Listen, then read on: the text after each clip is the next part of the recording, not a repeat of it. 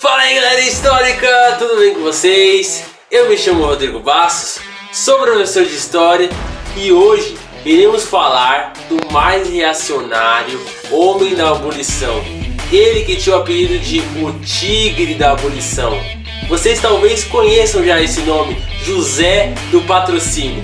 Mas antes de qualquer coisa, roda a vinheta que a gente já vai conversar.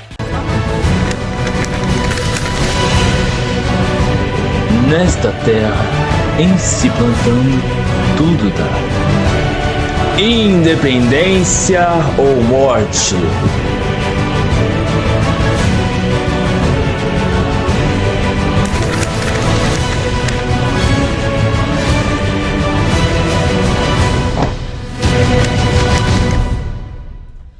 Eu já te convido a deixar o seu like. E se por acaso você caiu de paraquedas aqui no canal, se inscreve aqui embaixo, ative o sininho e participa da nossa família histórica. Lembrando também que já tem a opção de seja membro. Vamos fazer parceria para eu divulgar o seu negócio, o seu canal, sua conta do Instagram, seja lá o que for. E também vocês estar ajudando essa iniciativa de divulgar mais a história. Recado dado, bora pro vídeo? José Carlos do Patrocínio, o Tigre da Abolição. Nasceu no dia 9 de outubro de 1853, no campo de Goytacazes, Rio de Janeiro. Sim, ele era carioca e para os amantes da astrologia aqui do canal Historiando com Rodrigo Bastos, ele era do signo de Libra. A sua mãe se chamava Justina Maria do Espírito Santo. E por coincidência, no seu registro não tinha pai. Ele não foi concedido pelo Espírito Santo, gente. O pai dele era um padre. E esse padre nunca deixou ser nomeado, devido que sua mãe era uma escrava mina.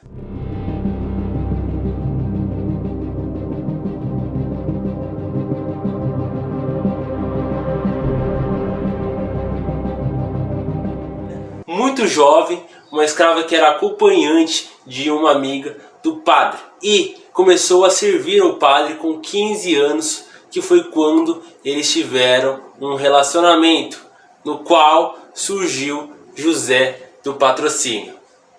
Apesar do pai nunca ter assumido, ele estava por perto ali e o José do Patrocínio sempre estava na fazenda do pai, vendo as atrocidades que se faziam com os escravos que eram desobedecidos. Teve um caso muito famoso na juventude do José do Patrocínio. Ele se sentia um senhorzinho próprio.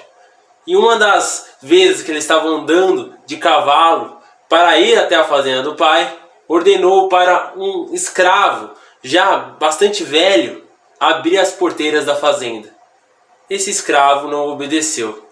Então o que ele faz? Bate com pauladas nesse escravo até ele sangrar e não poder reagir mais. O padre, que era o pai dele, dá um esporro naquele pequeno garoto que marca a vida toda dele. Nós não sabemos se o padre falou para ele por questões humanitárias ou também por questões de preservar o escravo dele, mas sabemos que isso foi uma grande marca durante a vida do José do Patrocínio. Ele foi meio que protegido pelo pai até os 14 anos, quando ele foi expulso da fazenda e ele decidiu ir ao centro do Rio de Janeiro. Lá ele vai sem nada, sem dinheiro, sem uma carta de apresentação, decide enfrentar a vida e ele consegue começar a trabalhar na Santa Casa, no Rio de Janeiro, como ajudante. E lá ele inicia-se a faculdade de farmácia, que na época precisava da faculdade de medicina. Era um dos ramos da medicina da época, era a farmácia. No começo, o pai ajudou a pagar a bolsa. Ele meio que deu uma bolsa para o filho para conseguir pagar. Só que esse padre, que o nome dele era João Carlos Monteiro, o José do Patrocínio sempre disse que ele era boêmio, era um homem que adorava apostar o seu dinheiro, até chega um momento que ele fale e não tem mais como dar dinheiro para o José do Patrocínio. E aí ele não tem mais nenhum centavo para conseguir pagar a faculdade. Ele começa a utilizar o seu salário de ajudante da Santa Casa para conseguir pagar a faculdade. Só que ele não tinha onde dormir. Então alguns colegas de faculdade revezavam para ele ter um lugar onde repousar.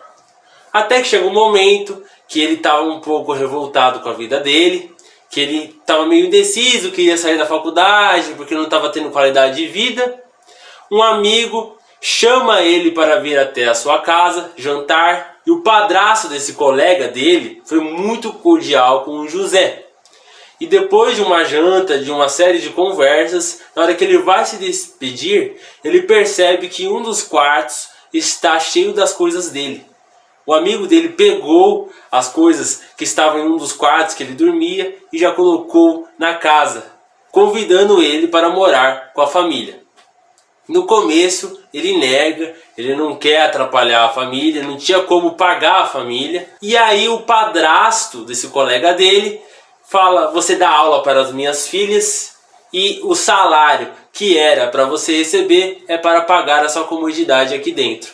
Então ele vira professor dos filhos do Capitão Senna, que seria o seu futuro sogro. Ele se apaixona pela filha do Capitão Senna, que chamava-se Maria Henriqueta Senna. No começo, o pai dela se revoltou, obviamente, se sentiu traído por ter colocado alguém em casa e ele ter se envolvido com sua filha. Mas depois o aceitou como genro. Ele vai apoiar a maioria dos projetos do José do Patrocínio durante a sua vida. Inclusive, quando ele ajuda a comprar um jornal para ele, pois ele já era escritor de artigos jornalísticos. Ele, com sua esposa, participava do jornal A Gazeta das Notícias. E lá ele sempre fez as críticas ferozes, as críticas abolicionistas que ele levava dentro de si.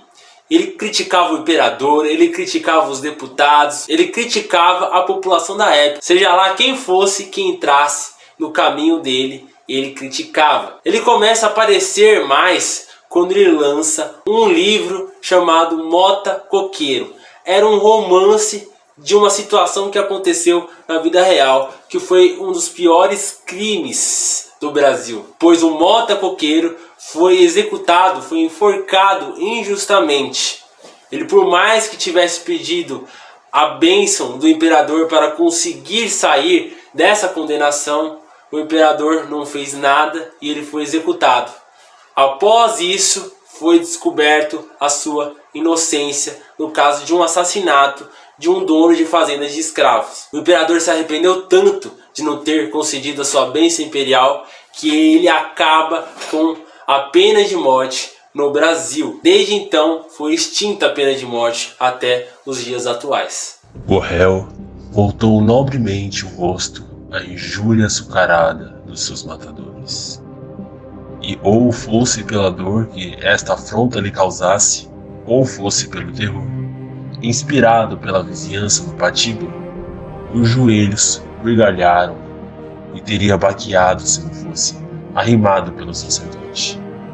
Não longe desse grupo, uma face negra de mulher banhava-se em pranto copioso. Era o protesto de uma raça contra o procedimento de um dos seus membros. Porque ao passo que a boa da preta chorava, o carrasco esvaziava o cálice do vinho rejeitado pelo condenado e apreciava-lhe o sabor dando estalinhos com a língua. Trecho de Mota Coqueiro, de José do Patrocínio. Em 1877, aos seus 24 anos, ele já era farmacêutico e jornalista. Uma curiosidade é que dentro do jornal dele, ele nunca deixou colocar anúncio de aluguel ou de compra de escravos. A maioria dos jornais da época anunciavam isso. Ele era o único jornal brasileiro a não anunciar escravos. Ele aparece mais na mídia quando ele faz uma viagem ao Ceará e ele escreve um folhetinho publicado com o nome de Os Retirantes, onde ele faz uma crítica social à fome que o povo nordestino passava. Então ele vê pessoas morrendo na miséria no Ceará, Ele vê mulheres grávidas perdendo seus filhos, que no final vira livro até. Então essas críticas mordazes na época repercutiram muito na mídia. Então ele era uma forte militância na época contra diversas desigualdades sociais. Ele fazia pressão no governo, ele fazia pressão no imperador e principalmente no Congresso dos deputados, dos senadores, que eram escravistas. Apesar de Dom Pedro II tentar diversas vezes abolir a escravidão, ele nunca havia conseguido devido ao Congresso. Então José do Patrocínio foi essa pressão em cima do Congresso para que eles mudassem de opinião e ele assim conseguisse abolir a escravidão do Brasil. Ele era republicano declarado, bem declarado, tanto que amigos dele eram Aristides Lobos, o Lopes Trovão, esses nomes que foram responsáveis pela proclamação da República. Mas chega um momento da sua vida que ele entende que se ele não agisse com o Império, se ele não agisse com a monarquia, ele jamais conseguiria a abolição da escravidão. Ele utiliza a sede do seu jornal para ajudar na fundação da Confederação Abolicionista Brasileira, onde nomes que já tem aqui no canal vídeo, que é o Joaquim Nabuco, vai estar aqui no card aqui em cima e no link da descrição, e André Rebouças, que também tem vídeo no canal e vai estar no card e no link da descrição, participavam. Então era um trio inseparável: Joaquim Nabuco, André Rebouças e José do Patrocínio. Nessa sede ele recebia todos os abolicionistas do Rio de Janeiro, de Niterói. Então foi muito importante o começo dessas reuniões, onde se fomentou as ideias abolicionistas pelo Brasil. Ele, além de criticar a escravidão, as desigualdades, ele criticava bastante os padres do Brasil. Seja pela experiência que ele teve com o seu pai, ele sempre foi um anticlerical declarado. Ele criticava a boemia dos padres, ele colocava nos seus jornais os abusos que os padres faziam na época no Brasil. Então ele sempre foi crítico. A visão dele era crítica. Ele fazia revoltas dos negros, ele planejava. Então ele era bastante reacionário, ele era um homem bastante revoltado com a situação do país. E quando no dia 13 de maio de 1888 consegue-se a Lei Áurea e enfim a liberdade dos escravos, ele faz questão de fazer uma matéria em seu jornal colocando o nome da princesa Isabel de A Redentora. Nome que ela sempre odiou, que ela não redimiu ninguém, ela só cumpriu a sua função, que já deveria ter sido feita a abolição da escravidão muito antes, mas ela só conseguiu naquele momento. Então a princesa Isabel ficou eternizada como a Redentora. Não sabemos se ele colocou como homenagem ou como até mesmo como sátira, porque ele sabia que ela não ia gostar. Mas, enfim, foi considerado uma homenagem que até os dias de hoje se perdura aí o apelido de A Redentora.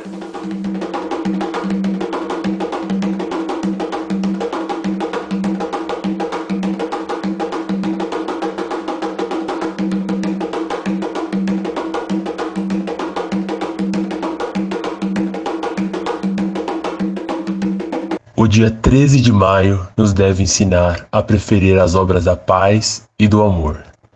A fecundidade dessa reforma é a profecia da nossa grandeza.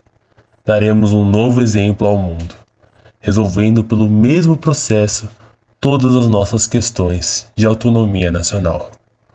Olhemos para a natureza e aprendamos a sua eterna lição. O sereno, quase imperceptível no ambiente, leva a humanidade mais longe que a mais impetuosa torrente. José do Patrocínio. Após isso, José do Patrocínio segue sua vida de jornalista, mas após a proclamação da República, ele que era republicano, ele não gosta da forma que é proclamada a República. Ele chamava que aquilo não era a república, que ele estudava, que ele teorizou em sua mente. E ele vai contra. Inclusive, o governo de Floriano Peixoto, após a renúncia do Marechal Deodoro da Fonseca, tem o governo do seu vice, né? Ele fez críticas severas ao governo do Marechal de Ferro. E, enfim, no final ele foi exilado nos cantos do Amazonas. E lá ele começa a investir em balões. Sim, gente, ele tinha um caso de amor com balões, adorava balões. E ele faz um investimento próprio, do próprio bolso, com o balão. E ele acaba, no final da sua vida, pobre, jogado ao relento, sem um centavo no bolso. E podemos dizer até mesmo desconhecido pela população.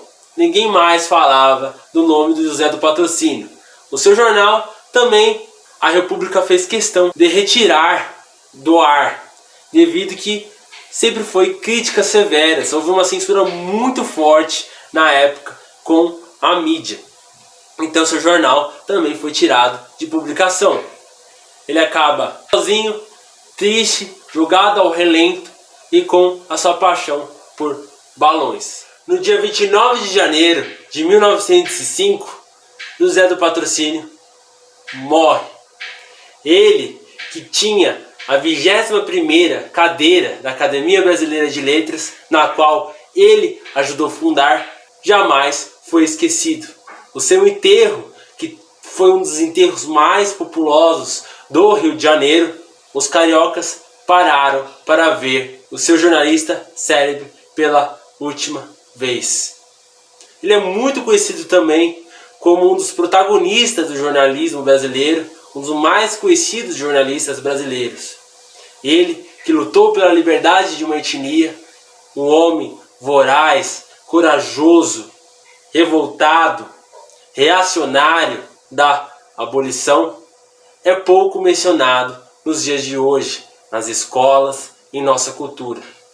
Mas isso não significa que ele não foi importante. Ele foi um dos mais importantes abolicionistas. E com certeza, com o seu trabalho árduo, foi responsável também pela abolição da escravidão no Brasil. Espero que vocês tenham gostado desse vídeo e que estejam gostando dessa série sobre a abolição da escravidão. Deixa seu comentário aqui embaixo se vocês querem mais algum nome da abolição da escravidão. Se vocês têm em mente outro personagem histórico importante que eu levo em consideração, estudo e faço outro vídeo para vocês. Então um grande abraço, fiquem em paz e se superem sempre. Estamos juntos. Até a próxima.